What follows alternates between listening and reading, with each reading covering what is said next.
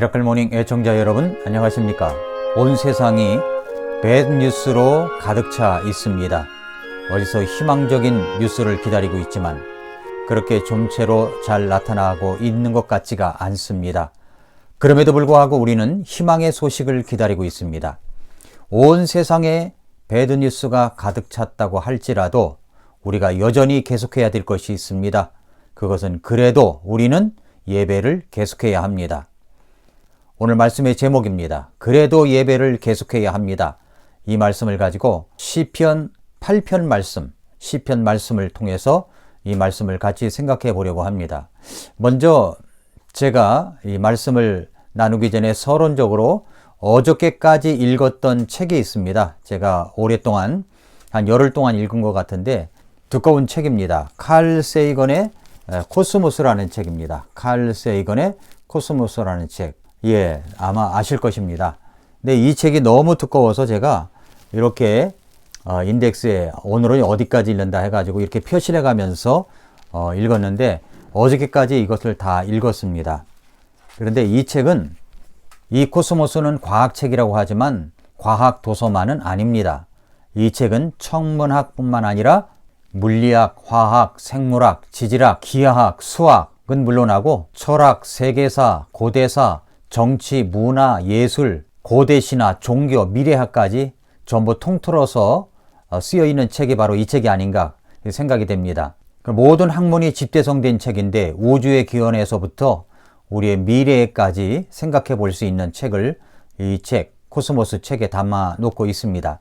그런데 읽어봐도 제가 이것을 다 이해하지는 못했습니다. 어려운 과학 용어들을 쉽게 풀어간 책이라고는 하지만 그래도 우주에 관한 신비에 대한 이야기들 하다 보니까 잘 이해가 가지는 않지만 그래도 우주에 대한 많은 것들을 알 수가 있었습니다. 칼 세이건이 풀어낸 코스모스, 우주 공간에 관한 많은 이야기는 열심히 열정적으로 풀어낸 이야기라고 생각이 들었습니다. 지금까지 몰랐던 우주, 코스모스의 신비와 지식이 한꺼번에 몰려오다 보니까 그 우주의 신비를 다 이해할 수는 없지만 그러나 우주를 만드신 하나님을 생각하니까 그 하나하나가 정말 신비롭게만 느껴졌고 그 우주를 만드신 하나님을 생각하게 되었습니다. 이 코스모스는 어떤 책인가? 우리나라에서 소개된 모습을 보면은 KBS에서는 TV 책을 말하다 해서 눈물나게 재미있는 과학책이다 이렇게 소개하고 있고요.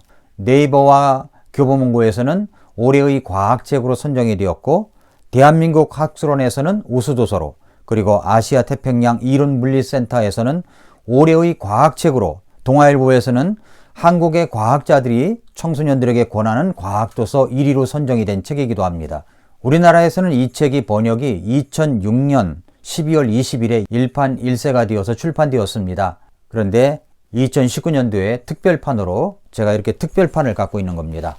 이 특별판으로다가 이 책을 다시 출판을 했는데 무려 몇 세냐? 2019년 12월 20일 날 75쇄로 이 책을 찍어냈습니다. 이 책을 읽고 난 소감을 좀 말씀을 드릴까요? 이 책을 읽어보니까 칼 세이건의 이 방대한 지혜와 아름다운 문장 그리고 우주적 상상력이 마치 살아있는 것처럼 마음속에 느껴졌습니다. 아주 재미있었습니다. 우주의 놀라운 신비를 이렇게 풀어내다니 정말 대단한 분이다 이렇게 생각이 들었습니다. 번역한 분도 대단한 분이지만 참 대단한 신비를 풀어나가는 책이라고 생각이 들었습니다. 그런데 아쉬운 것이 있었습니다. 책 곳곳에 깔려있는 이 칼 세이건의 흐르고 있는 학문적 지식의 바탕이 무엇인가가 알겠더라고요. 그게 뭐냐면 이분은 철저한 진화론자라는 것을 알 수가 있었습니다. 진화론을 바탕으로 우주의 신비를 풀어나가고 있었습니다. 그래서 우주의 나이도 진화론적으로 생각을 하고 우주의 생성과 퇴행도 모두 진화론적으로 이야기합니다. 그래서 536페이지에 보면은 우주가 진화 과정 진행 중이라고 이야기를 하고 있고요. 538페이지에서는 고래도 지구상에서 가장 큰 몸을 가질 수 있도록 진화한 동물이다 이렇게 이야기하고 있고요. 또 심지어는 562페이지에서 손가락 5개도 진화가 되었기 때문에 5개 되었다. 6개가 아니고 4개가 다 아니고 이렇게 5개가 되었다. 이렇게 풀어가는 사람입니다. 그러니까 이분의 사상은 완전히 진화론 사상으로, 그걸 바탕으로 모든 것을 생각하고 있구나, 이런 생각이 들었습니다. 그러나 여러분 아시겠지만 우리는 진화론을 믿는 것이 아니라 창조론을 믿고 있습니다. 저는 이제 코로나 이 사태가 풀어지고 나면 이 창조론에 관한 권위자들을 불러서 세미나를 열려고 계획하고 있습니다. 기대해 주시기를 바랍니다. 우리는 진화론을 믿는 것이 아니라 바로 창조론을 믿고 있는 사람들입니다. 그러니까 칼 세이건은 완전 진화론자다라는 것을 저는 이 책을 통해서 느낄 수가 있었습니다. 그런데 저는 이 책을 다 읽고 나서 떠오른 인물이 있었습니다. 그 인물은 바로 다윗입니다. 다윗은 우주에 대해서 연구하고 탐색하고 망원렌즈로 우주를 관찰하고 이런 것을 했던 사람은 아닙니다. 물론 그런 장비도 그 시기에는 없었고요. 그런데 그 우주에 대해서, 이 우주의 신비에 대해서, 하나님의 창조에 대해서 이야기하고 있는 시편 기사가 있었습니다. 그러니까 그 시편 내용을 보면은 다윗은 이미 우주의 이 코스모스의 위대함을 하나님의 창조론적으로 그것을 풀어나갔다고 하는 것을 알 수가 있습니다. 그것이 바로 시편 8편 내용입니다. 시편 8편의 다윗은 이렇게 이야기합니다. 깃딧에 맞추어 악장하게 해준 다윗의 시. 오 주 우리 주여, 주의 이름이 온 땅에 어찌 그리 뛰어나신지요. 주께서 주의 영광을 하늘들 위에 두셨나이다. 주께서 주의 원수들로 인하여 아기들과 젖먹이들의 입에서 힘이 나오게 정하셨나니 이것은 주께서 원수와 복수하는 자를 잠잠하게 하려 하심이니이다. 주의 하늘들 곧 주의 손가락으로 지으신 작품과 주께서 정하신 달과 별들을 내가 깊이 생각하오니 사람이 무엇이기에 주께서 그를 생각 속에 깊이 두시나이까? 사람의 아들이 무엇이기에 주께서 그를 찾아오시나이까? 주께서 그를 천사들보다 조금 낮게 만드시고 그에게 영광과 존귀로 관을 씌우셨나이다. 주께서 그로 하여금 주의 손으로 지으신 것들을 지배하게 하시고 모든 것을 그의 발 아래 두셨사오니 참으로 모든 양과 소와 들의 짐승들이며 공중의 날짐승과 바다의 물고기와 바다의 행로들을 지나다니는 모든 것이니이다. 오 주 우리 주여, 주의 이름이 온 땅에 어찌 그리 뛰어나신지요. 이렇게 다윗은 노래를 냈습니다. 우리나라의 박종호 성악가가 이 시편 8편을 노래한 것이 있죠. 저도 이 찬양 참 좋아하는데 바로 시편 8편을 노래한 내용입니다. 우리가 이 시편 8편만 제대로 묵상해도 우주를 만드시고 우주의 신비를 만들어내시는 우리 하나님을 우리가 알 수가 있습니다. 오 주 우리 주여, 주의 이름이 온 땅에 어찌 그리 뛰어나신지요. 주께서 주의 영광을 하늘들 위에 두셨나이다. 하나님만 제대로 알아도 우주의 상상력의 언어는 21세기에 쓰는 우주의 언어들과 결코 뒤지지 않습니다. 저는 다윗이 그랬다고 생각합니다. 근데 이 책이 아주 참 놀라운 책인데 이 책의 표지띠에는 유시민 작가가 써놓은 글이 있었습니다. 유시민 작가가 어떻게 이야기하냐면 여기에 보면은 뭐라고 써 있습니까? 딱 한 권 들고 가서 무인도에서 내가 죽는 날까지 살아야 한다면 이 책을 가져가고 싶다. 정말 멋진 카피라고 생각합니다.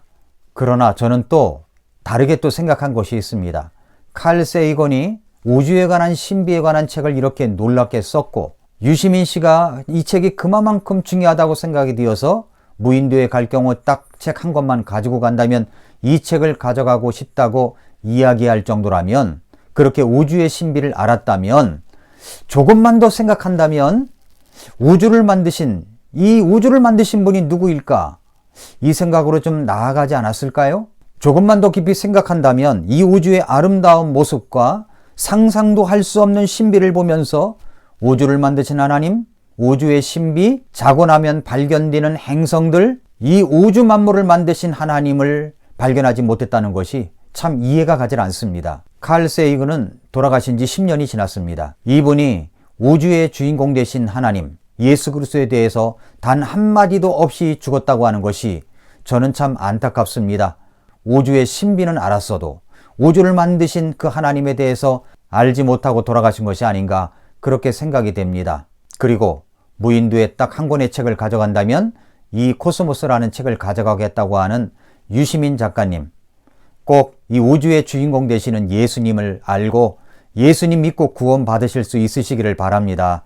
우주의 만물을 지으신 분은 하나님이십니다. 그래서 그 하나님이 보내신 예수 그리스도를 알아서 자신의 죄인됨을 회개하고 예수님을 구주로 믿어 우주의 주인공 되신 하나님을 찬미하며 높이는 유시민 작가님이 되시기를 제가 기도합니다. 어떻게 이 우주의 신비를 이야기하면서도 그 우주의 신비를 자아나게 하는 이 우주의 신비의 주인공 하나님 예수 그리스도를 알지 못한다는 것 정말로 안타까운 일입니다. 다윗은 21세기의 그 우주의 신비를 몰랐어도 이미 시편 8편에 보면은 하나님의 위대함을 그 우주를 만드신 하나님을 찬양했다는 것을 우리는 시편 8편을 통해서 알 수가 있습니다. 다윗이 뭐라고 이야기를 했습니까? 오 주 우리 주여 주의 이름이 온 땅에 어찌 그리 뛰어나신지요. 주께서 주의 영광을 하늘들 위에 두셨나이다. 그러면서 4절에 이야기하기를 사람이 무엇이기에 주께서 그를 생각 속에 깊이 두시나이까? 사람의 아들이 무엇이기에 주께서 그를 찾아오시나이까? 주께서 그를 천사들보다 조금 낮게 만드시고 그에게 영광과 존귀로 관을 씌우셨나이다. 어떻게 이렇게 될 수가 있습니까? 바로 우리가 하나님 앞에 나와 예수 그리스도를 믿고 구원받으면 이렇게 될 수가 있습니다. 이렇게 우주 만물을 만드신 분이 하나님이십니다. 여러분은 그 하나님을 알고 계십니까? 물론 우리 애청자 여러분 알고 계실 줄 믿습니다. 그런데 요한복음 3장 16절을 보면은 하나님께서 세상을 이처럼 사랑하사 자신의 독생자를 주셨으니 이것은 누구든지 그를 믿는 자는 멸망하지 않고 영존하는 생명을 얻게 하려 하심이니라 말씀을 했습니다. 자, 우주를 만드시고 세상을 만드신 하나님께서 우리를 사랑하셨습니다. 그래서 자신의 독생자 예수 그리스도를 보내주셨습니다. 왜 그렇게 하셨습니까? 이는 멸망하지 않고 우리는 죄 가운데서 멸망할 존재들입니다.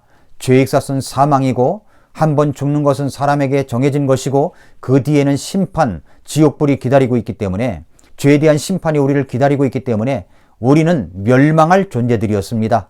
그러나 우리 하나님께서는 우리가 멸망하지 않고 하나님을 믿는 자, 예수 그리스도를 믿는 자는 멸망하지 않고 영존하는 생명을 얻게 하시려고 하나님께서 자신의 독생자 예수님을 이 땅에 보내주셨습니다.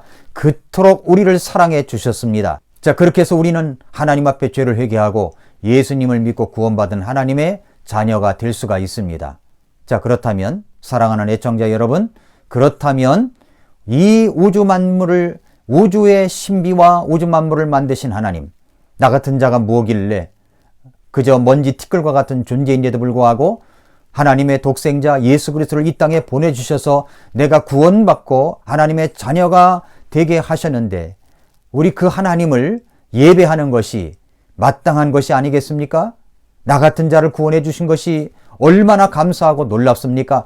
그러므로 마땅히 우리는 하나님 앞에 예배를 드려야 하는 것입니다. 예수님께서 이 땅에 계셨을 때 요한복음 4장 23절 24절에 이렇게 말씀했습니다. 그러나 참되게 경배하는 자들이 영과 진리로 아버지께 경배할 때가 오나니 곧 지금이라. 이는 아버지께서 자기에게 그렇게 경배하는 자들을 찾으시기 때문이니라. 하나님은 영이시니 그분께 경배하는 자들이 반드시 영과 진리로 그분께 경배할지니라 하시니라. 우리 예수님께서 그렇게 말씀하셨습니다. 지금도 우리 하나님은 영과 진리로 하나님을 경배하는 자들, 예배하는 자들을 찾고 계십니다. 나 같은 자를 구원하시고 살려주신 그 하나님 앞에 예배드리는 것, 경배드리는 것은 우리가 마땅히 해야 될 바입니다. 코로나 사태로 인하여 외국에서 예배당을 폐쇄하고 예배를 못 드리니까 성도들이 마스크를 쓰고 예배당 주변에 일정한 거리 간격을 두고서 예배당 주변에서 손을 들고 하나님 앞에 무릎 꿇어 기도했던 모습이 뉴스에 보도된 적이 있습니다. 저는 이런 모습을 보면서 진정한 예배자가 무엇인가를 생각하게 됩니다. 지금이야말로 우리의 예배를 회복해야 될 때입니다. 그동안 코로나 사태로 인하여 우리가 예배를 실시간 영상으로 드렸고 잘 모이지 못했었지만 여러분, 이제부터는 우리가 모여야 됩니다. 하나님 앞에 모여 예배를 드려야 됩니다. 영과 진리로 지금도 예배 드리는 자들을 찾고 계신 우리 하나님 앞에 마땅히 경배와 찬양을 올려드려야 될 줄로 믿습니다. 사랑하는 애청자 여러분, 세상에 배드 뉴스가 가득할지라도, 교회를 향한 이 배드 뉴스가 가득할지라도 우리는 여전히 계속해서 예배를 드려야 합니다. 이제 우리는 다시 예배를 회복해야 될 때가 왔습니다. 아침마다 새롭다. 오늘도 미라클 모닝입니다.